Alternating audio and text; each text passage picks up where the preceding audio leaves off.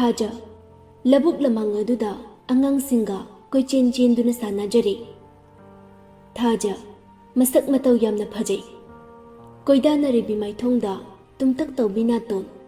Yeng badami pum kuding maki, thamoy sumat bi may thong ni.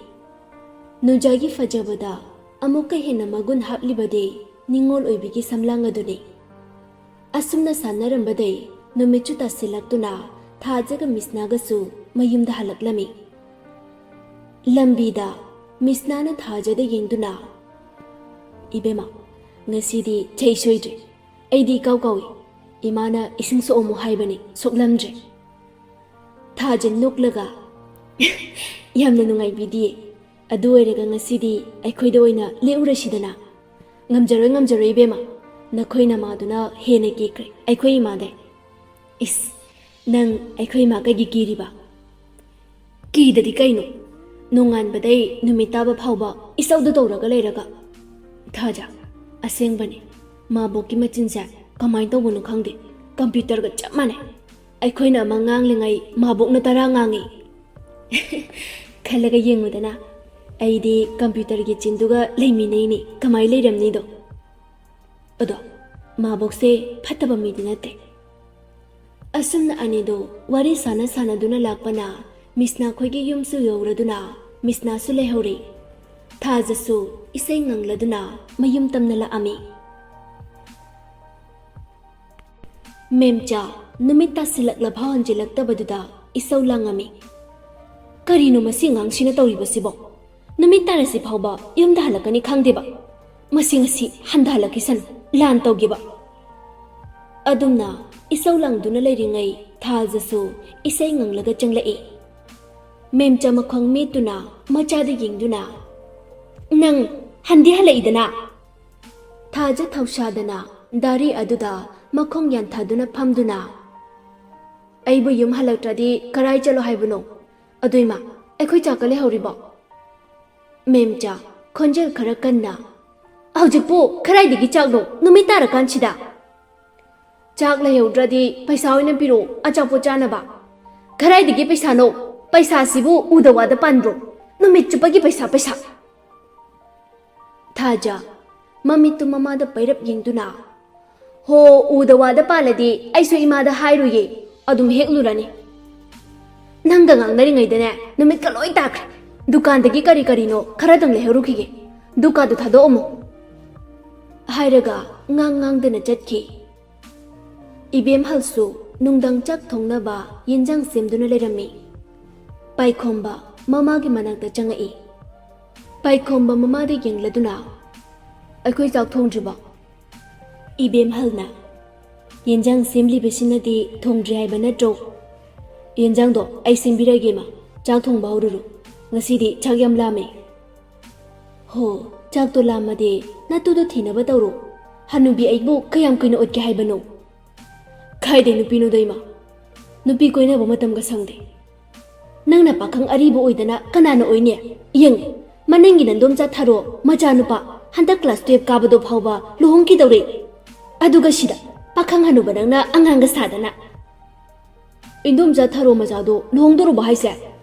Ho hongdore. Moidi, haujukdai nupi thiraga, kari pijaraga thawtuba. Nang dauna, nupi thiba khangdadana laigadabay saru, nganta mayum panjabasina phaine. Ibunga, nang se, imagidi pijigi maninine. Nachinanaw, ani subasunate. Na thaldani. Nangi khangna chanaba laitragana, aina ikuchaba imawama thirage. Ima, nacha, madu kaya pamdida. Karigi pamdriba. Ima hoina hainarune, hayeng laiminadoidi aigane. Mo chanadrade, imungsu mahilangane. Adudi, nang thira odana. Haina singnabasu pamdrabanina.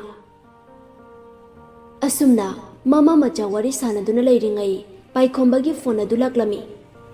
Paikhomba phone duda haifet yengduna, phone du paikhali. Hello? James nokladuna. Nungairi bohiro? Karay dagi nungairu banoda. Ida, sumpang layri bahaibudune. Adoida, aina call to raise, hayeng, Charles ki machagi jay ko do, nang jatoy na tro. Khang dine, ꯑꯩꯕꯨ ꯍꯌꯦꯡꯗꯤ OPDꯁꯨ ꯂꯩ ꯑꯗꯨ ꯑꯣꯏꯔꯒꯅ OPD ꯂꯣꯏꯔꯒ ꯈꯔ ꯊꯦꯡꯅ ꯆꯠꯂꯁꯤ ꯑꯩꯁꯨ ꯑꯩꯒꯤ ꯒꯥꯔꯤꯗꯣ ꯌꯥꯗ꯭ꯔꯕ ꯏꯇꯥꯎ ꯆꯠꯇꯣꯏ ꯑꯣꯏꯔꯗꯤ ꯆꯠꯃꯤꯟꯅꯁꯦ ꯍꯥꯏꯒꯦ ꯇꯧꯕꯅꯤ ꯍꯣꯏ ꯍꯌꯦꯡ OPD ꯂꯣꯏꯔꯒ ꯆꯠꯂꯁꯤ ꯐꯔꯦꯅꯦ ꯑꯗꯨꯗꯤ ꯑꯩꯁꯨ ꯊꯝꯂꯒꯦ ꯑꯗꯨꯒ ꯅꯪ ꯍꯧꯅꯕꯤ ꯑꯩ ꯂꯥꯛꯄ ꯌꯥꯗꯧ ꯃꯥꯟꯗꯦ ꯀꯥꯏꯅ ꯍꯥꯏꯔꯛꯄꯗꯨꯗꯤ ꯍꯥꯏꯔꯛꯀꯅꯨꯀꯣ ꯍꯣꯏ ꯍꯥꯏꯔꯣꯏꯗ ꯑꯁꯨꯝꯅ ꯐꯣꯟ ꯑꯗꯨꯁꯨ ꯊꯝꯈ꯭ꯔꯦ ꯏꯕꯦꯝꯍꯜ ꯃꯆꯥꯗ ꯌꯦꯡꯗꯨꯅ ꯀꯗꯥꯏ ꯆꯠꯄꯒꯤ ꯋꯥꯅꯣ ꯍꯥꯏꯅꯔꯤꯕꯗꯨꯅ ꯆꯥꯔꯂꯤꯁꯀꯤ ꯃꯆꯥꯒꯤ ꯖꯩꯒ ꯆꯠꯄꯒꯤ ꯍꯥꯏꯅꯔꯝꯕꯅꯤ ꯃꯥ ꯏꯕꯦꯝꯍꯜ ꯌꯦꯟꯖꯥꯡ ꯁꯦꯝꯕꯗꯨ ꯂꯦꯞꯇꯨꯅ ꯃꯆꯥꯗ ꯌꯦꯡꯗꯨꯅ ꯅꯃꯥꯟꯅꯕꯗꯤ ꯃꯆꯥꯒꯤ ꯖꯩꯒ ꯐꯥꯎꯕ ꯇꯧꯈ꯭ꯔꯦ ꯑꯗꯨꯒ ꯅꯪꯅ ꯃꯁꯤꯗ ꯑꯉꯥꯡ ꯁꯥꯗꯅ ꯂꯩꯔꯤꯕꯅꯤꯅꯦ ꯅꯃꯥꯏꯗꯨꯕꯨ ꯏꯀꯥꯏꯗ꯭ꯔꯣ ꯅꯃꯥꯟꯅꯕ ꯀꯅꯥ ꯂꯩꯔꯤꯒꯦ ꯅꯨꯄꯤ ꯊꯤꯗꯕ ꯄꯥꯏꯈꯣꯝꯕ ꯃꯃꯥꯒꯤ ꯏꯁꯧꯗꯨꯗ ꯇꯥꯅꯤꯡꯉꯛꯇ꯭ꯔꯗꯨꯅ ꯆꯤꯌꯔ ꯑꯗꯨꯗꯒꯤ ꯐꯨꯛ ꯍꯧꯒꯠꯇꯨꯅ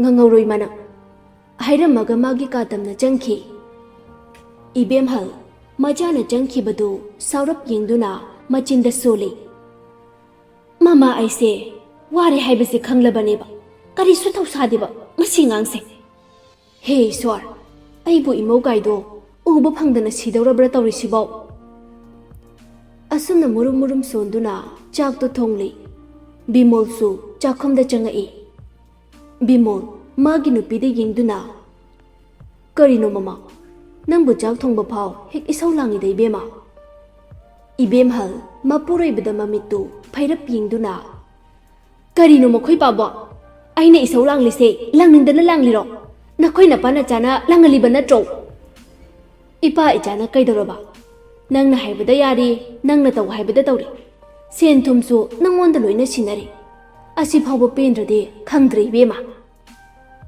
ꯂꯟ ꯊꯨꯝ ꯁꯅꯥ ꯂꯨꯄꯥꯗꯣ ꯑꯃꯠꯇ ꯄꯥꯝꯖꯗꯤꯌꯦ ꯑꯗꯨꯗꯤ ꯀꯔꯤꯅꯣ ꯅꯪꯅ ꯄꯥꯝꯂꯤꯕꯁꯦ ꯍꯣ ꯏꯃꯧ ꯄꯥꯝꯃꯦ ꯏꯃꯧ ꯏꯍꯦ ꯑꯗꯨ ꯑꯣꯏꯔꯦ ꯍꯩ ꯅꯃꯧ ꯅꯠꯇꯕꯤ ꯅꯅꯥꯎ ꯅꯨꯄꯤꯗꯤ ꯄꯥꯝꯗꯕ꯭ꯔꯣ ꯅꯪꯕꯣ ꯀꯔꯤꯅꯣ ꯃꯣꯏ ꯄꯥꯕꯣ ꯍꯟꯅꯨꯔꯀꯥꯟꯁꯤꯗ ꯏꯉꯥꯎ ꯍꯦꯛ ꯉꯥꯎꯁꯤꯟꯅꯔꯗꯅ ꯉꯥꯎꯁꯤꯟꯅꯕ ꯅꯠꯇꯦꯗ ꯅꯪ ꯌꯥꯝꯅ ꯋꯥꯔꯦ ꯍꯥꯏꯕꯗꯨꯗ ꯅꯨꯡꯉꯥꯏꯇꯗꯅ ꯅꯅꯥꯎ ꯅꯨꯄꯤ ꯑꯃ ꯄꯨꯁꯤꯟꯕꯤꯔꯛꯀꯦ ꯇꯧꯕꯅꯤ ꯑꯗꯨꯗꯤ ꯏꯁꯧꯁꯨ ꯂꯥꯡꯗ꯭ꯔꯦꯗꯅ ꯅꯪꯉꯣꯟꯗꯁꯨ ꯊꯕꯛ ꯈꯔ ꯀꯣꯝꯖꯔꯦ ꯄꯨꯗ ꯄꯨꯔꯛꯑꯣ ꯊꯥꯡꯅꯅꯦ ꯇꯨꯕꯠ ꯇꯨꯕꯠ ꯌꯥꯟꯒꯦ ꯊꯥꯖꯁꯨ ꯂꯥꯏꯔꯤꯛ ꯄꯥꯗꯨꯅ ꯂꯩꯔꯝꯃꯤ ꯄꯥꯔꯤꯕ ꯂꯥꯏꯔꯤꯛꯇꯨ ꯆꯪꯗꯕꯤ ꯎꯏꯗꯨꯅ ꯂꯩꯔꯝꯃꯤ ꯃꯦꯝꯆꯥꯁꯨ ꯆꯥꯛ ꯆꯥꯅꯕ ꯍꯥꯏꯗꯨꯅ ꯀꯧꯕ ꯆꯪꯉꯛꯑꯝꯃꯤ ꯂꯥꯏꯔꯤꯛ ꯄꯥꯗꯕꯤꯗ ꯎꯏꯗꯨꯅ ꯂꯩꯔꯝꯕꯗꯨ ꯎꯕꯗ ꯃꯦꯝꯆꯥ ꯁꯥꯎꯅ ꯃꯈ꯭ꯋꯥꯡ ꯃꯦꯠꯇꯨꯅ ꯃꯆꯥꯒꯤ ꯃꯅꯥꯛꯇ ꯆꯪꯁꯤꯜꯗꯨꯅ ꯃꯅꯥꯗꯨ ꯄꯥꯏꯗꯨꯅ ꯂꯩ ꯊꯥꯖ ꯎꯏꯔꯝꯕꯗꯒꯤ ꯃꯃꯤꯠꯇꯨ ꯈꯪꯁꯤꯡ ꯁꯤꯡꯉꯛꯏ ꯊꯥꯖ ꯁꯨꯒꯠꯇꯨꯅ ꯌꯣ ꯑꯌꯨꯃ ꯂꯥꯏꯔꯤꯛ ꯄꯥꯎ ꯍꯥꯏꯔꯒ ꯎꯏꯗꯅ ꯃꯁꯤꯗ ꯉꯁꯥꯏ ꯃꯈꯩꯅ ꯑꯉꯥꯡꯁꯤꯡꯒ ꯁꯥꯟꯅꯔꯨꯔꯒ ꯑꯩꯈꯣꯏ ꯃꯥꯁꯦ ꯉꯥꯎꯕꯨ ꯉꯥꯎꯕ꯭ꯔꯥ ꯈꯪꯗꯦꯃꯤ ꯀꯔꯤꯒꯤ ꯉꯥꯎꯕ ꯅꯪꯅ ꯇꯧꯔꯤꯕꯗꯨꯕꯨ ꯀꯅꯥꯅ ꯌꯥꯗꯧꯔꯤꯒꯦ ꯅꯪꯁꯦ ꯅꯨꯄꯤꯅꯤꯅꯦ ꯅꯨꯄꯤ ꯑꯃꯒꯤ ꯂꯝꯆꯠ ꯁꯥꯖꯠ ꯆꯠꯂꯨꯅꯦ ꯊꯥꯖ ꯃꯃꯥꯗ ꯃꯃꯤꯠꯇꯨ ꯄꯩꯔꯞ ꯌꯦꯡꯂꯗꯨꯅ ꯑꯩꯁꯦ ꯅꯨꯄꯤ ꯅꯠꯇꯦꯅ ꯀꯅꯥꯅ ꯏꯃꯥꯗ ꯍꯥꯏꯕ ꯌꯥꯎꯔꯒꯦ ꯇꯟꯖꯥꯗꯨꯗ ꯔꯥꯖꯦꯟꯁꯨ ꯆꯪꯉꯛꯏ ꯀꯩꯗꯧꯅꯔꯒꯦꯅꯦꯍꯦ ꯅꯣꯏꯕꯣ ꯍꯣ ꯅꯆꯥꯅꯨꯄꯤ ꯁꯛ ꯐꯖꯕꯤꯁꯦ ꯂꯥꯏꯔꯤꯛ ꯄꯥꯎ ꯍꯥꯏꯔꯒ ꯎꯏꯗꯨꯅ ꯂꯩꯔꯝꯃꯤꯕꯁꯤꯅꯤ ꯏꯍꯦ ꯋꯥꯃꯟꯗꯅ ꯉꯥꯏꯍꯥꯛ ꯄꯣꯊꯥꯕ ꯑꯣꯏꯔꯝꯅꯦ ꯅꯪꯒꯤ ꯆꯥꯛꯇꯣ ꯊꯤꯗꯣꯛꯎꯔꯣ ꯑꯩꯁꯨ ꯉꯟꯅ ꯇꯨꯝꯒꯦ ꯍꯌꯦꯡ ꯊꯕꯛ ꯉꯟꯅ ꯆꯠꯇꯕ ꯌꯥꯔꯣꯏꯅꯦ ꯃꯈꯣꯏ ꯕꯕꯥꯅ ꯑꯉꯥꯡꯁꯦ ꯀꯟꯈꯠꯇꯅ ꯑꯉꯥꯡꯁꯦ ꯁꯣꯏꯔꯕꯅꯤ ꯁꯣꯏꯔꯕ ꯃꯃꯥ ꯅꯪꯁꯦ ꯋꯥꯁꯦ ꯁꯨꯝ ꯁꯥꯡꯊꯩꯗ ꯆꯠꯂꯣ ꯆꯥꯛꯇꯣ ꯊꯤꯗꯣꯛꯎꯔꯣ ꯍꯥꯏꯕꯅꯦ ꯅꯪꯕꯣ ꯍꯌꯦꯡ ꯁꯣꯏꯔꯒ ꯃꯃꯥ ꯑꯩꯉꯣꯟꯗ ꯇꯥꯏꯅꯕꯒꯗꯤ ꯌꯥꯔꯣꯏ ꯏꯆꯥ ꯊꯣꯏꯕꯤ ꯅꯪꯕꯨ ꯃꯃꯥꯅ ꯍꯥꯏꯔꯤꯕꯁꯦ ꯈꯔꯁꯨ ꯌꯥꯎꯗꯅ ꯌꯥꯔꯤꯅꯦ ꯕꯕꯥ ꯃꯤ ꯇꯨꯝꯅꯤꯡꯉꯛꯇꯅ ꯉꯥꯏꯍꯥꯛ ꯎꯏꯔꯨꯕꯅꯦ ꯍꯣꯏ ꯕꯕꯥꯒ ꯆꯥꯛ ꯆꯥꯊꯣꯛꯔꯁꯤꯔꯣ ꯑꯗꯨꯒ ꯇꯨꯝꯅꯕ ꯍꯣꯏ ꯕꯕꯥ ꯑꯁꯨꯝꯅ ꯑꯍꯤꯡꯗꯨꯃꯁꯨ ꯍꯧꯈ꯭ꯔꯤ ꯅꯣꯡꯉꯥꯜꯂꯤ ꯄꯥꯏꯈꯣꯝꯕ ꯍꯣꯁꯄꯤꯇꯥꯜ ꯆꯠꯅꯕ ꯍꯥꯏꯗꯨꯅ ꯂꯣꯏꯁꯤꯟꯗꯨꯅ ꯂꯩꯔꯝꯃꯤ ꯏꯕꯦꯝꯍꯜꯁꯨ ꯃꯆꯥꯒꯤ ꯀꯣꯐꯤ ꯄꯨꯗꯨꯅ ꯆꯪꯉꯛꯏ ꯀꯣꯐꯤꯗꯨ ꯇꯦꯕꯜꯗ ꯊꯝꯗꯨꯅ ꯏꯁꯦ ꯅꯪꯒꯤ ꯀꯣꯐꯤ ꯅꯃꯥ ꯑꯩꯅꯅꯦ ꯉꯟꯇꯥ ꯍꯧꯒꯠꯇꯨꯅ ꯏꯆꯥꯒꯤꯗꯃꯛ ꯁꯦꯝꯃꯛꯄ ꯀꯣꯐꯤꯅꯦ ꯍꯥꯎꯅ ꯊꯛꯇꯣꯛꯑꯣ ꯑꯩꯈꯣꯏ ꯃꯥꯒꯤ ꯀꯣꯆꯤꯁꯦ ꯑꯃ ꯅꯠꯇ꯭ꯔꯒ ꯑꯃ ꯑꯗꯨꯝ ꯀꯣꯠꯂꯗꯕꯅꯤ ꯀꯣꯆꯤ ꯀꯣꯠꯇ꯭ꯔꯕꯗꯤ Nangbu nasana bhab tabro nangbo. Hanubi aina mau anobi onduna leire masida. Imadagi hena ahanoiba mayam ama yumgi thabak tori. Yamna ahanoibusu natre. Ho ngamjadre. Isung imanabide macha mamauna seba tawduna nungaina leikraba jani. Masida aina mau anobi sadana karino aigi laibak-sibo. Paikhomba gari sodu paiduna. Ima nangang horoko ai chak sarukti hablurano. Nungthil matamne thajaga misnaga thajawagi sumangda thak ama thaduna hainau chaduna leirami. Thaja hainau du sairaga sugatuna. Silye misna nuklaga hai charadi kharadi sinba tabani. Sinba sinabu hai hairini. Thaja misnada yengduna. Haidasu athumba yam lay kaino. Athumba haido kalakjade. Asinba haisina haujakre. Adu thaja hayengdi chingyada chaluse. Kaidoba jatuiba chingyada de. Aikhoi chingyada kihom yamna thaidana. Haujikti kang matamnina kihom sumulamani. Aduna charuse haiba. Ngamjaroi bema. Nahan muksu chay chabadu kidro. Chay amani chabai kiriro nangisa. Naril pandi bema nang shiri. Nupini kaina haining de thongna leite. Nang na haibado ayarege. Aduna handak muphabade ay ngamaroi. Bharuiba pakat kri nang amana.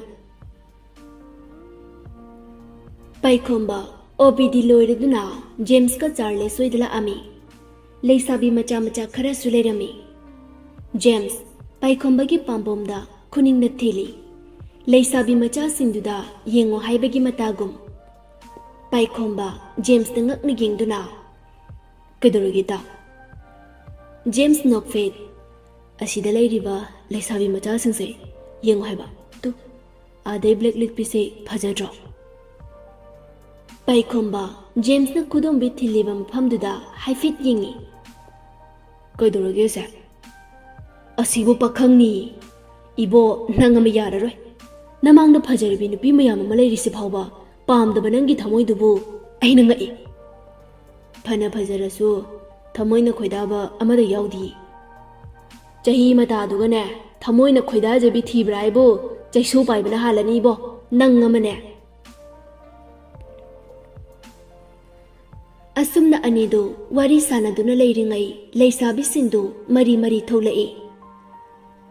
James mamitu leisabi singduda yengduna nokfet tawraga. Ichalsa kainomtang jagedana. Kayage kaka. James nokningdaba minok ama noklaga. Kaka dudi henmandro ibe masa dada kobune. Leisabi mayamdo James ki khurhaiduda noktuna leirami. Leisabi amana anubanoida dada kauduba.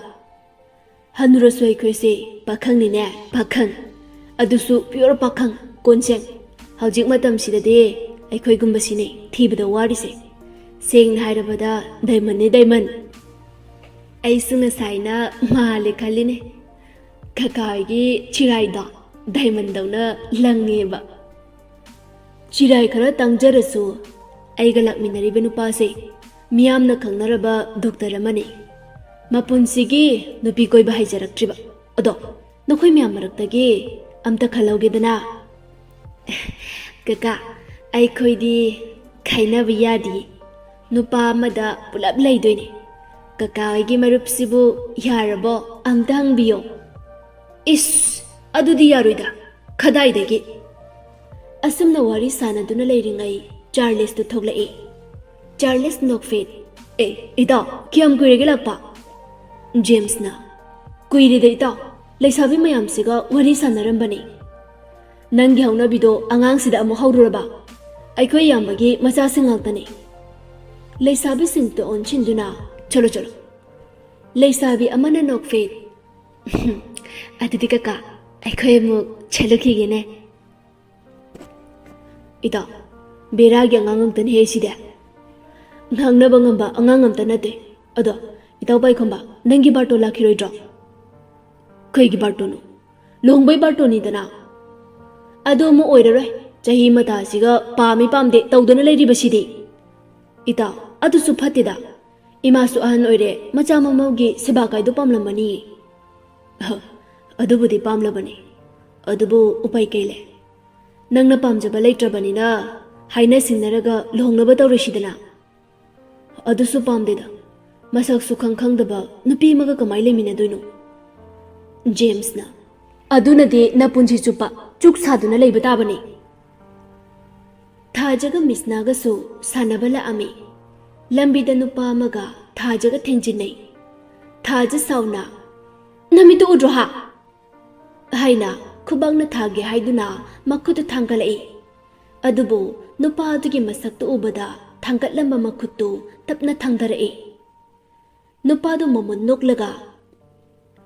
Thaja na drop. Mane.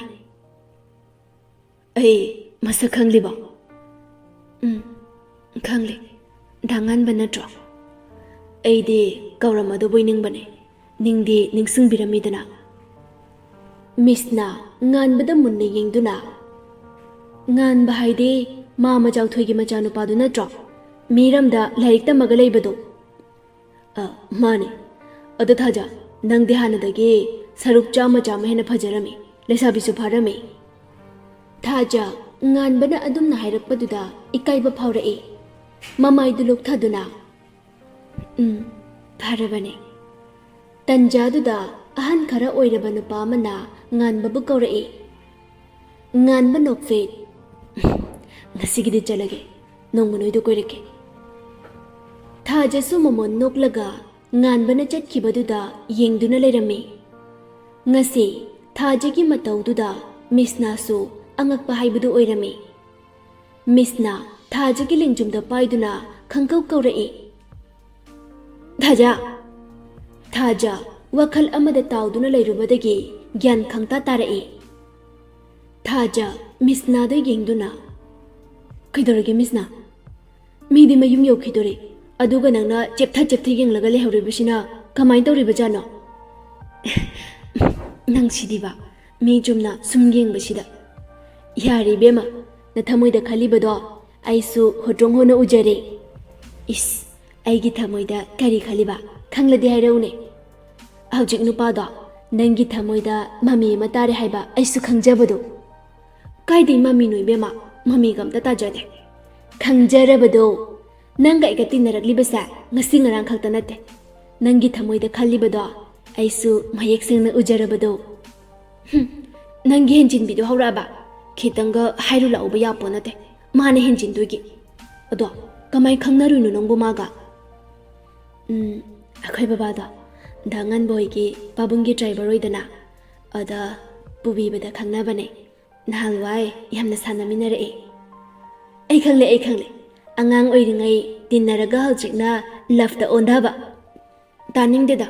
Mi daraga muk lana khani aikoi kemta khanjade bema nangna khandrabasu manade khali nangsu khande haibagi wane miteng dudi yade ba ho akhang sana leijawro aikoi chale ngai ko chatmina sing chabi numidang wairam gi matamne memcha imung gi mathi makum loisinduna leirami Rajen magi nupi gi manakta changa aga Mama, nachanu pidi. Manabu, yumgi makada ngakta lay haibro. Layram gani, labuk lam hangdara. Icha thoibi se, panasu chawrabani. Adubu wakalde, pura angang. 12 sida lo shilaga, kai tawhana batawshi. Moi babana, nachanu pi mathantani haina, luna tawbadagi, angang se, manghanba. Haujikti kai saya. Aina ngangbada moi bana, kangkatana angang se soirabani. Kangkatpa natene ichagi apambadu tawhanbani aikhoina nam haduna tawhanbasu phatte lesabi pharaba mana haujikpo angang macha dauna labuk lamangda sanadibase moibana kemta ngang bidribasibu karigino haujik matamse yamna phadrabani